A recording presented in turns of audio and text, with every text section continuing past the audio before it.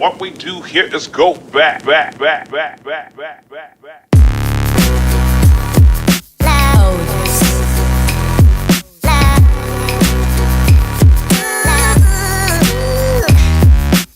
Okay, so I wanted to share with y'all my classroom for this year is working so well, and I'm whispering because there's kids down there, but let's head in and let me show you.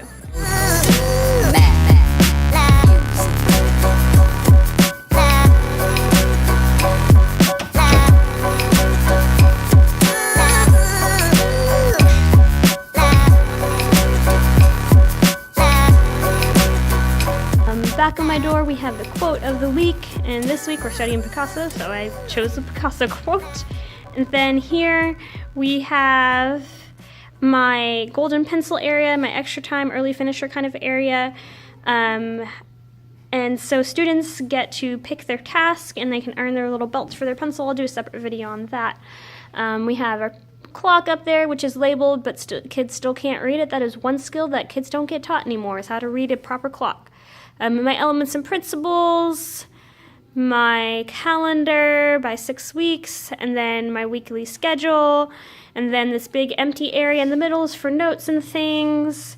And then over here is lesson content here in the middle that's framing the lesson information, including the warm-up and all the things we're required to post.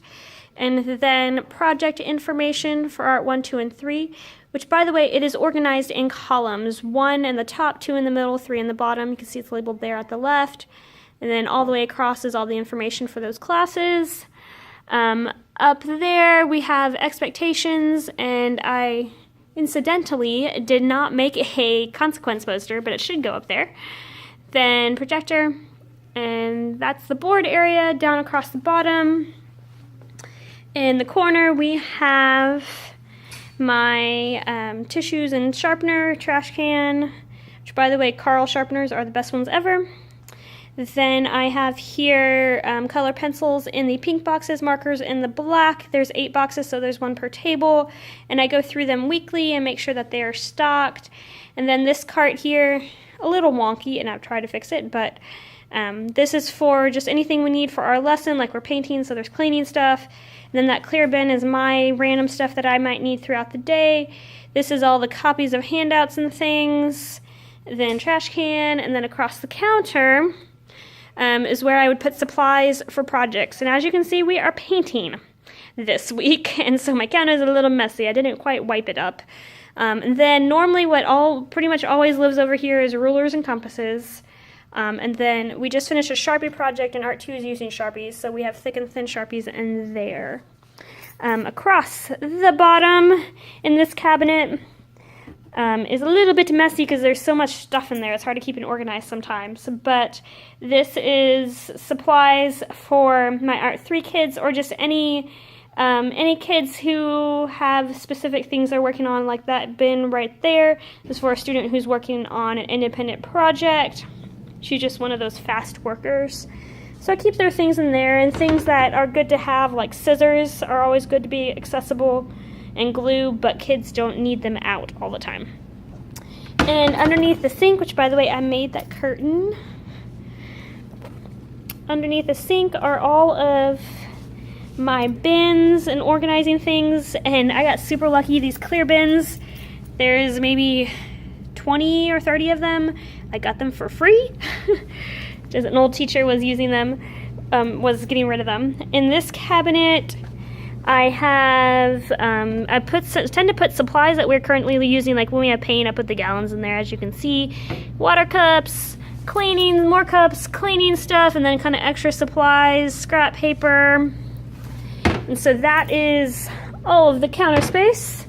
Over here, behind my desk, you can see I have my wonderful teacher area. If you watched my teacher area tour video, this is pretty much the same setup, except I have a rug that is dirty right now. But I have my humongous desk.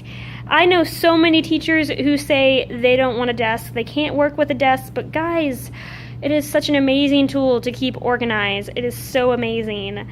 I used to be one of those teachers, but it has changed my life to have this much space.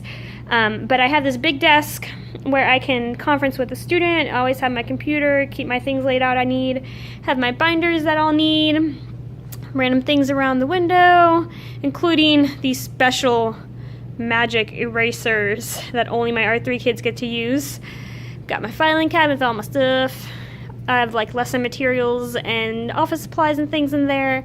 Then on top is a big old mess because I need to hang up all of those cubes and pyramids. But the clear rack there on the left side towards the front of the cabinet is for materials that I need right away, or like materials that need to be filed as well. As we are finishing with things, I put them away or put them there to be filed, and I file them another time. My curriculum binders live there. That has been a super helpful resource. I didn't think I was going to use it this year, but I do. Then we have all of the papers. All of the papers. You can't really see, but it is super organized, I promise. So on this rack, there is trying to show y'all a little bit better. There are several sections, and I have labeled by class period. And then I have a folder by class period. And so when I'm done grading a paper and it's ready to be handed back, I grab it and I stick it in that class period. You can see that it's getting pretty full, so that means we need to pass out papers, but the end of the 6 weeks is on Friday, so that's why that's coming up. Then down the bottom here, excuse my squeakiness, we have several things. Prep are just things that I am prepping for in the future, like I have a sub coming and I had already pulled that sub lesson, so I just stuck it in there for later. And then my grading stack, so anything needs to be graded, anything that has been graded, or like, so just something I need to deal with, I stick in here. And then things from Art 1 classes that need to be displayed, they really should say 6th grade, but because that's everything that goes in the 6th grade hallway. And then Art 2 and 3 goes in the 7th and 8th grade hallways. And then when I have extra copies of things, I put them in here and paperclip them. And so that makes it super easy when kids need to do makeup work. I just grab the extra copies, I already have them. I got my water bottles down there, you can see I need to restock. Got my wonderful crossing guard gear. Got my spot for my backpack. I love having a spot to stick it because it never wanders off. My prize rack, which includes prizes down the bottom, like random art supplies, all my stuff for my golden pencil system, and then my wonderful drawer of 1,000,000 stickers. 1,000,000 stickers. That is one big management tip I can give you. If kids are not working, instead of yelling and reminding them, I just grab a sheet of stickers, like you can see I did it earlier today. And I just grab a sticker and I walk around the room, and if somebody's working, I stick it on their face or their arm or their hand and be like, thank you for working. And they normally really, really like that, especially like these sparkling ones or these foam ones. They love it. Okay, and then this right here is where I shouldn't put stuff, but I do it anyways. And then I have my phone. And then this here is another rack that I am not using appropriately right now, but I should start using it next week. You can see it has days, and so the idea is that the week before when I'm prepping copies and stuff, I file it by day, and so on that day I can just grab it and go in the morning, and I have not gotten to using that yet, but that is there. Okay, so let's turn this way. We have all of my wonderful desks and stools. I have 8 tables and 30 stools, which can be a little cramped if we actually have that many kids in here, but I only got one big class. I have my very useful teaching desk that this tends to be my desk when I am teaching, so I can be monitoring students. I love this setup, y'all. Doing a U is so awesome for an art room, and because of how my room set up, I don't think there's any other way. Like if I would have to put my desk like over there or something to really rearrange it. But it works so, so well because I can monitor students easily. Then I have all this space in the little U that gives me to put high need students so I can monitor them closely. And I try my best to put quiet students around the outside, which is a lot of students this year. So that helps me monitor students a whole lot better. So there is that, which by the way, these wonderful tables and stools are almost brand new. They are less than a year old, and they are working really well. The only thing is that a lot of my stools are wobbly because kids keep tilting them, and I just don't know what to do about that. So if you know what to do about that, let me know. The other thing about my tables, as you can see, I have table numbers, which they only go up to 27, because I've never had a class larger than 27 before this year, but it kind of gives kids an idea of where they need to sit, and sometimes if they move, like if number 4 sits over here, it's not that big of a deal. They're sitting at their table, and sometimes they need to move over there, or like when they're painting, they need to move to this side instead of that side, as long as it works. These boards over here, you have the wonderful information board that is blocked out because there is a lot of confidential information, at least for y'all. So like the school calendar, the sports calendars, my tutorials, things like that. Then across here is just content display. At the top is just something silly for now. Artists and their cats. That was a really fun thing to make. The kids have liked it, but I haven't quite done an activity with it yet. Then just the facts. My plan is to put up fun facts about artists and artwork and things like that, and kind of use it as a pre-teach kind of activity area, or maybe review kind of things. Like we just finished with Picasso, so I might look up some fun facts about Picasso and put it up there. I always like, since it's the beginning of the year, I always like to leave one or two boards completely empty, and that's why that's empty. Then across here you have all of my supplies. A lot of supplies. I'm not going to open the cabinets right now, but I will do a video showing you my wonderful organization. We have my bookshelves, which are a little messy, sorry. But down here we have they're all categorized, and what I ended up doing this year, which if you watched oh, this is in the wrong place. Thank you, student. If you watched my classroom setup vlogs this year, you saw me talk about the color code system. So I came up with this idea from the lettered classroom, where you categorize by she categorized by theme or literary type of theme. Genre. There you go, genre. I can just categorize by different topic within art. So I just taped a color piece there. Then color piece and the category topic here, so it helps the kids put it in the right place. They don't always do, but what it's really helping with is for me to be able to see if something's in the right place or not. So we have all those there. That pink set is my one set of textbooks that would be used if we ever did.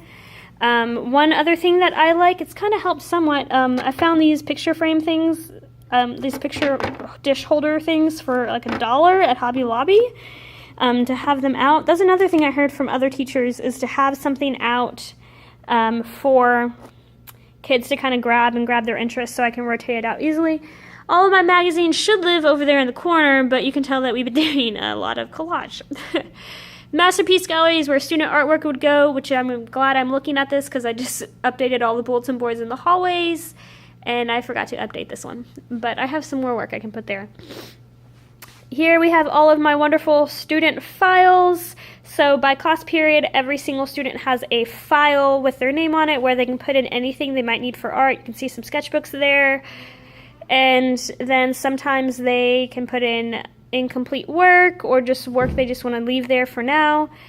Those do nothing, but they look good, don't they? Then we have my no-name board. On the no-name board, I put all the papers that don't have names but need to be graded. And along here I have my drawing shelves. You can tell we're painting. So I have them labeled by class period, which if we were doing 9 by 12, that would work out perfectly. But because we are doing big 12 by 18 papers, you can only fit 2 or 3 per shelf, and so things get a little complicated. But since not everybody's using them, it is working. And then along here you have my beautiful window shelf. I have not let kids sit there this year yet, but I will. Then I have a little display space up there above the excuse me, it's the end of the day. On the blinds, I like to hang posters, and sometimes I change it, sometimes I don't. Then there's my corner again. And let's just do a quick glance around.